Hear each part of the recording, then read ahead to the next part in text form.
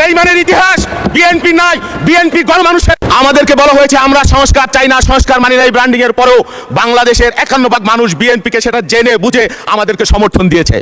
মাননীয় স্পিকার, বলা হয় জুলাই অগাস্ট অভ্যুত্থান, 1 মাসের অভ্যুত্থান। জুন মাসে শুরু হয়েছে, আপেল গাছের মতো আপেল গাছ লাগিয়েছি, আর অগাস্ট মাসে সেটা আপেল গাছে ফল ধরেছে, পেরেছি, খেয়েছি। বিষয়টা তা নয় মোটেও। দীর্ঘ 17 বছর অনেক অন্যায়, জুলুম, নির্যাতন, নিপীড়ন, আত্মত্যাগের মধ্য দিয়ে এই জুলাই অর্জিত হয়েছে।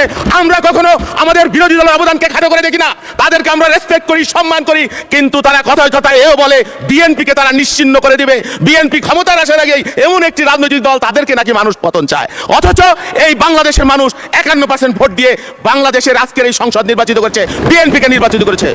আমরা কখনো আমাদের আত্মত্যাগের কথা বলি না। বেগম খালেদা জিয়া যে আত্মত্যাগ করেছেন, একদিকে তার মৃত্যু আর একদিকে তার অবৈধ ফ্যাসিবাদী শাসন, ফ্যাসিবাদী শাসনকে বেগম খালেদা জিয়া মেনে নেন নাই। ষড়যন্ত্র, আমরা নাকি গাদ্দার, বেঈমান। এই ষড়যন্ত্র শুরু হয়েছে বিএনপিকে মাইনাস করবার জন্য। অন 11 থেকে তার আগে শহীদ রাষ্ট্রপতি জিয়াউর রহমানকে হত্যার মধ্য দিয়ে ষড়যন্ত্র শুরু হয়েছিল বিএনপিকে নিশ্চিহ্ন করে দেবার জন্য। অন 11-এর ষড়যন্ত্র, 96 সালের বেঈমানি, 86 সালের বেঈমানি, এই ইতিহাস আমরা সংসদে বলতে চাই না।